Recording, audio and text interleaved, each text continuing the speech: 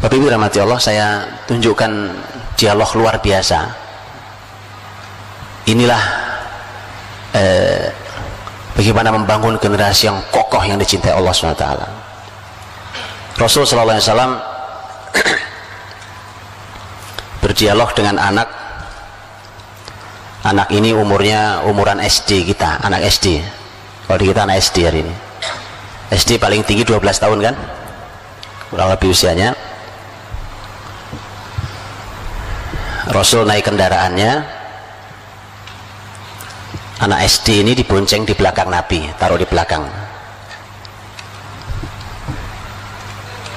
Lihat kan, hadis menyebut seperti ini, dan ini yang bercerita langsung si anak SD ini, yang umur SD ini, yang kelak menjadi orang besar, orang luar biasa, orang lengkap, satu orang berkualitas umat. Coba kesolehannya, ilmunya, kekuatannya, keahliannya, kepemimpinannya, lengkap ini orang. Bahkan umur 15 tahun di zaman dinasti di zaman Khalifah Umar bin Khattab diangkat menjadi staf ahli kekhilafahan. Iya, para sahabat sampai mengatakan kalau ada masalah-masalah berat, Umar tuh nanyanya ke dia. Anak kecil Pak, 16 tahun sekarang, di mana anak kita? Yang bertutur langsung beliau ini, bagaimana caranya sampai jadi generasi sehebat beliau. Sentuhan Rasul SAW. Karena sahabat yang satu ini bertemu Nabi SAW itu di usianya kurang lebih 8 tahun. Jadi baru ketemu dengan Nabi itu kurang lebih umur 8 tahun.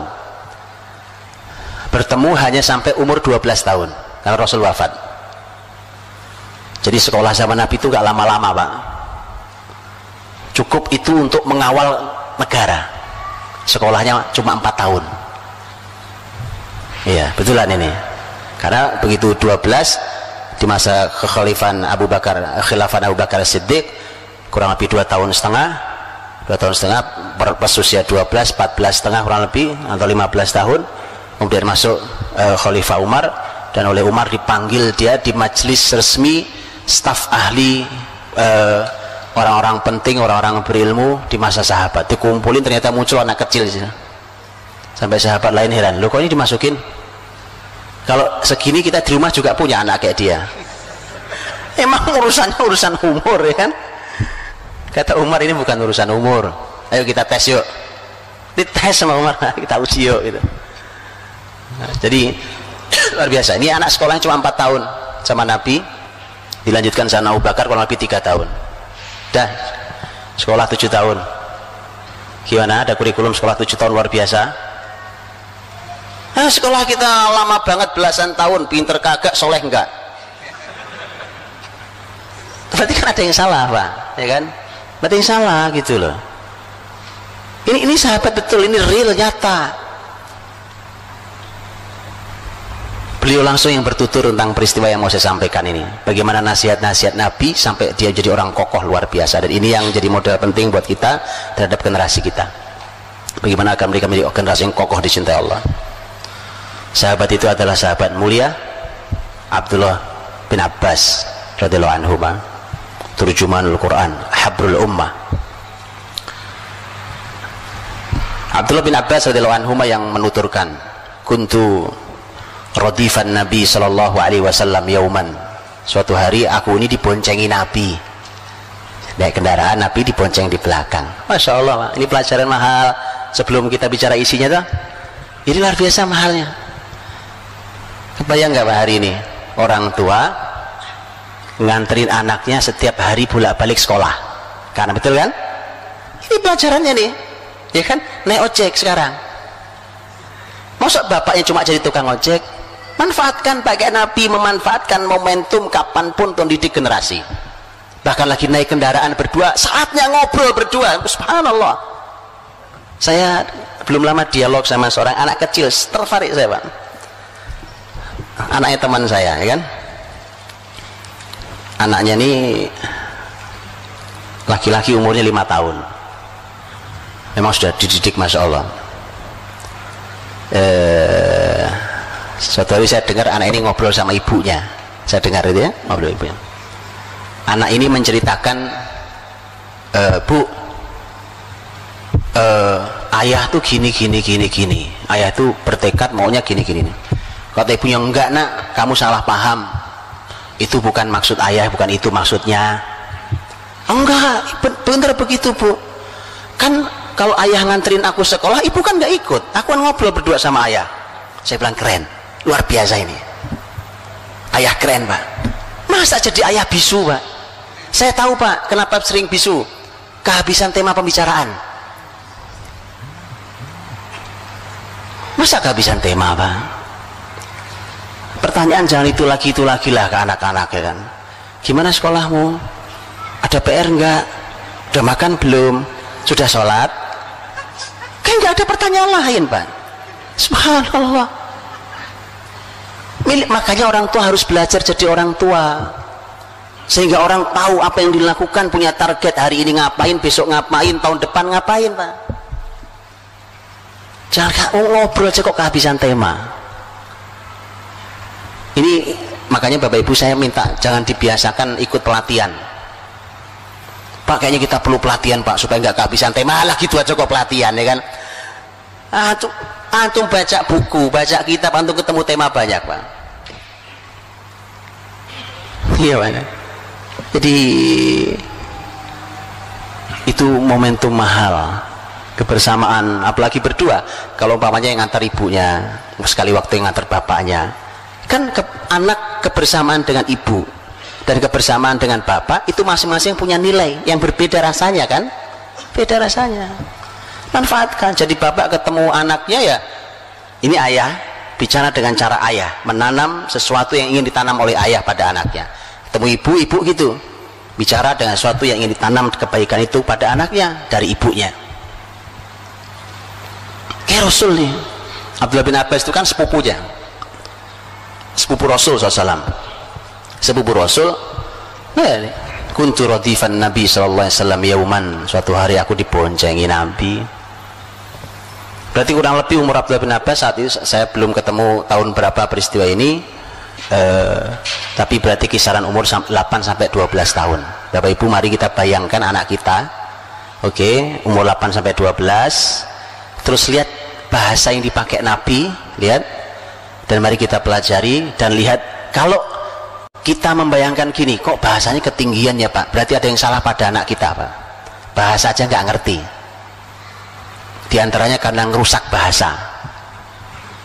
Jadi hati-hati, merusak bahasa itu efeknya buruk sekali. Hati-hati Pak. Bahasa buat mainan ya kan, ada kamus alay lah, ada apalagi yang lain, kamus gaul lah, merusak bahasa. Hati-hati Pak, jadi, dan itu membuat mereka tidak terbiasa untuk berbahasa dengan baik, tertata, rapi, memahami dengan bahasa yang tinggi. Yuk kita lihat ya, bayangkan 8 sampai 12 tahun, Bapak Ibu yang punya anak umur segitu atau anaknya tetangga lah paling enggak ya. Bayangkan 8 sampai 12 tahun. Oke. Nabi SAW berkata, "Ya gulam, nak. Hei, nak. Ihfazillah yahfazka." Jagalah Allah, Allah akan menjagamu. Lihat Pak Bu, Nabi tidak mengatakan jagalah agama Allah, karena kalimatnya ihfaz Allah, ihfadillah. Ihfad artinya jagalah, Allah artinya Allah. Anak segitu sudah ngerti maksudnya apa. Artinya begini, anak seumur itu sudah paham Allah tuh gak perlu dijaga, Allah itu yang jaga kita kok. Terus berarti dia langsung paham, oh berarti yang dimaksud adalah menjaga ajaran Allah, yaitu. Tapi bahasanya dalaman yang ini dibandingkan kalau dimunculkan kata jagalah ajaran Allah, jagalah perintah Allah, ya, jauh lebih kokoh dengan kalimat kalau secara bahasa Arab jagalah Allah. Kalau jagalah Allah, Allah nggak perlu dijaga Pak. ihfadillah. Dan itu Masya Allah Pak, itu dari sisi bahasa saja luar biasa.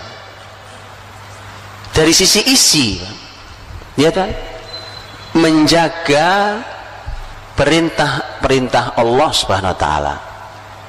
Ihfadillah yahfadka, nanti Allah akan menjagamu. Anak umur segitu sudah, ya Pak ya, 8-12 kira-kira, anak umur segitu sudah diajari tentang pola balasan pahala dan pahala, balasan terhadap sesuatu.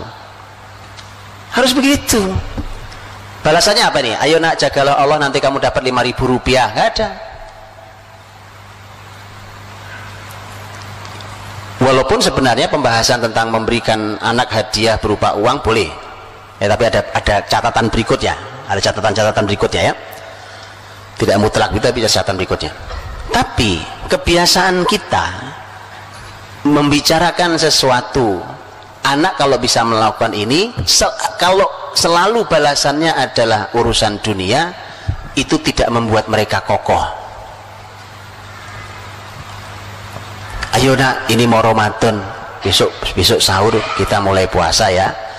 Anaknya bilang, dikasih apa nanti mah? Oke. Sekali lagi, memberi anak boleh, memberi anak boleh, tapi harus tahu caranya.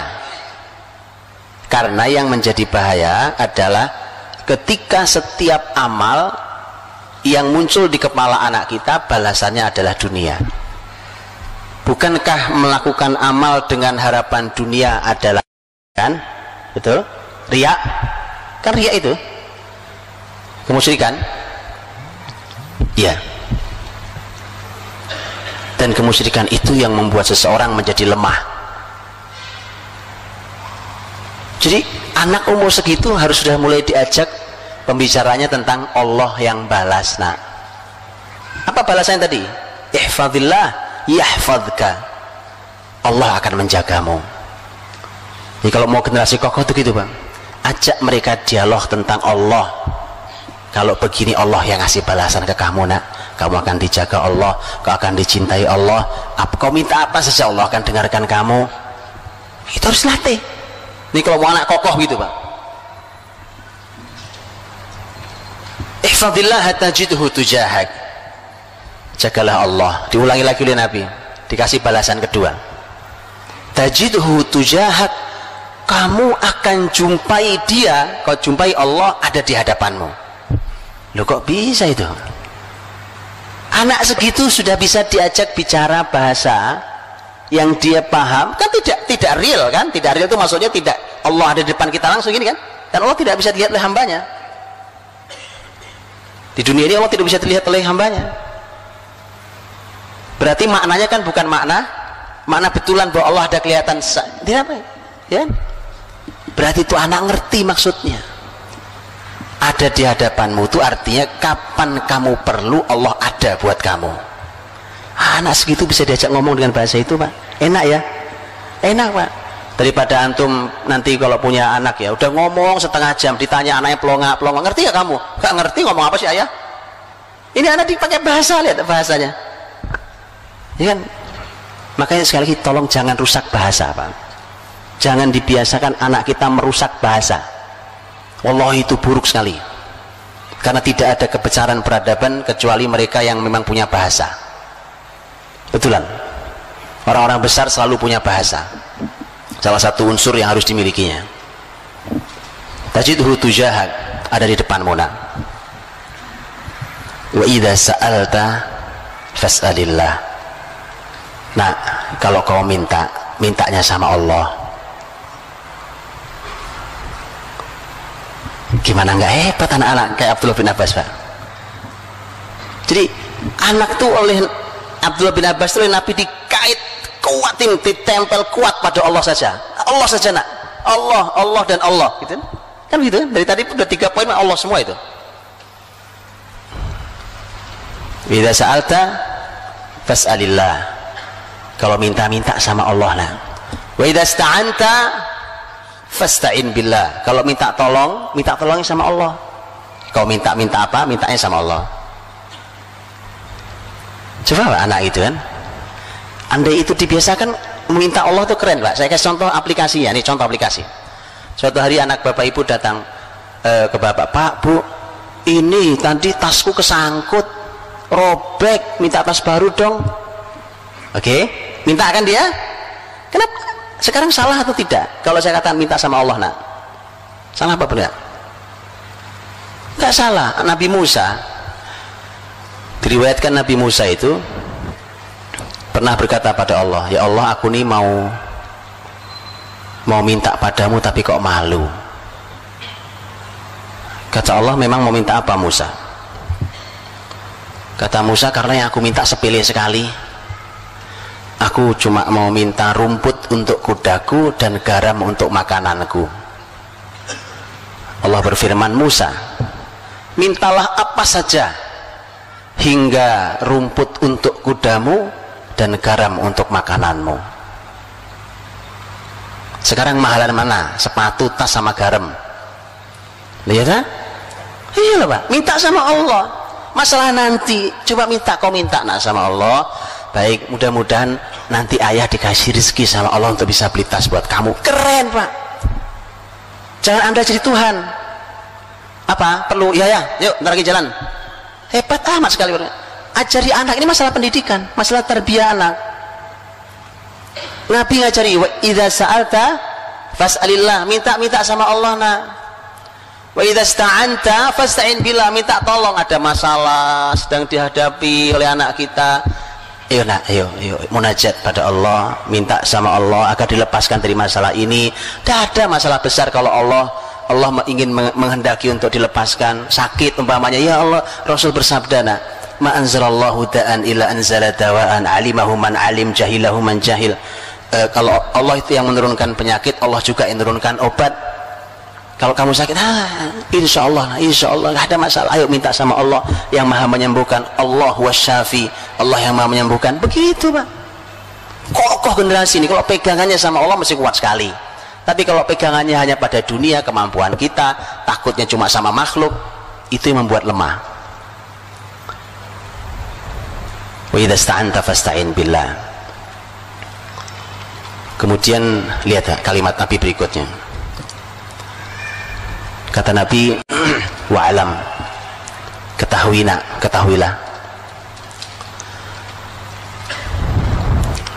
law ijtama'atil umma ala yanfa'u lan yanfa'uka illa bi syai'in qad katabahu Allahu lak.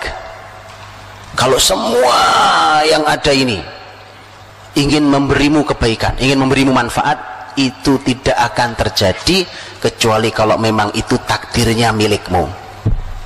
Ditanam tauhid yang kuat. Generasi kuat memang begitu. Sebaliknya, wa in istama'u ala ayyadurruk bi syai'in la yadurruka bi syai'in illa qad katabahu Allahu 'alaik. Kalau mereka sepakat untuk membahayakan dirimu, itu pun tidak akan pernah terjadi kecuali memang hal itu, keburukan itu memang sudah ditakdirkan akan mengenai dirimu. Jadi itu anak gak punya takut sama sekali Pak, ya kan? Nggak ada takutnya, gimana? Nggak ada takut. Pertama, dia tidak bersandar pada makhluk, karena tadi Nabi katakan, ya anggaplah semua orang pengen membantumu, itu kalau bukan takdirmu kamu nggak dapat bantuan itu. Berarti gini kan, dibersihkan oleh Nabi dari bersandar pada makhluk. Sebaliknya sama, kalau mereka sepakat untuk mencelakai dirimu, nggak akan kejadian, nggak akan kena ke kamu. Orang generasi nggak punya rasa takut Pak.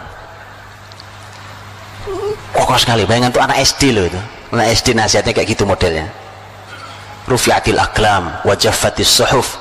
Pena sudah diangkat, lembaran-lembaran telah kering. Apa maksudnya Pak? Sudah jadi keputusan Allah, nggak mungkin diubah lagi. Dalam riwayat lain ada tambahan nasihat di peristiwa itu juga. Wa'alam anna an-nasr ma'as sabr. Ketahui, nak, sesungguhnya pertolongan Allah itu datangnya bersama kesabaran. Luar biasa ini Pak. Ini konsep hidup ya Pak. Anak SD diajari konsep hidup. Coba ayo, di mana sekolahnya? SD mana itu sekolahnya Pak? luar biasa Pak. Diajari tentang konsep kemenangan itu dari Allah nah. Tapi dia datangnya bersama kesabaran. Saat kau sabar itu dekat dengan kemenangan, dekat dengan pertolongan Allah. Dia akan membangun kesabarannya. Baik, dengan itu maksudnya akan membangun kesabarannya. Dia akan bangun kesabaran karena berharap dapat pertolongan Allah. Wa alam anna nasr ma'as sabr.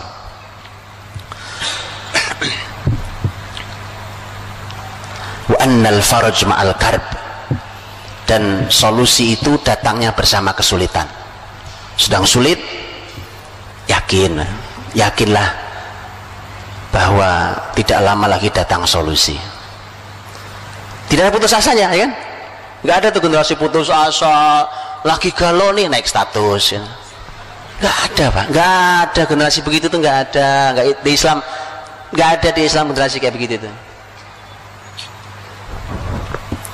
sama sekali nggak ada. Lihat generasinya Abdullah bin Abbas disampaikan Nabi, solusi itu nak datangnya bersama kesulitan. Makanya Abdullah bin Abbas ketika menafsirkan ayat inna ma'al usri yusra wa inna ma'al usri yusra, inna ma'al usri yusra, 2 kali itu, dan sesungguhnya bersama kesulitan ada kemudahan, sesungguhnya bersama kesulitan ada kemudahan. 2 kali diulang. Apa kalimat Abdullah bin Abbas? Kalimat Abdullah bin Abbas bahwa dengan ayat ini maka kesulitan tidak mungkin mengalahkan kemudahan 2 kali. Dari mana diambilnya? Dari ayat ini kan 22. Kenapa 22? Di situ disebut kesulitan 2 kali, al-usr, dan disebut kemudahan 2 kali, yusra. Beda. Walaupun sama-sama disebut 2 kali, ternyata beda menurut para ulama tafsir. Karena al-usr menggunakan alif lam, kesulitan pakai alif lam di ayat itu. Kemudahan ada alif lamnya enggak? Yusra tidak ada alif lamnya. Loh, memang apa Pak bedanya alif lam dengan tidak ada alif lam? Beda. Sesuatu kalau ada alif lamnya maka bendanya sama. Itu juga. Ini air, kalau dibunyikan alma, airnya ini juga. Nggak ada air yang ini, kan ada air, ini ada air. Tapi yang saya maksud cuma ini. Walau disebut 2 kali kata kesulitan, tapi dengan menggunakan alif lam, maka berarti jenis kesulitannya sama, itu aja. Tapi yusronya, kemudahannya tidak ada alif lamnya.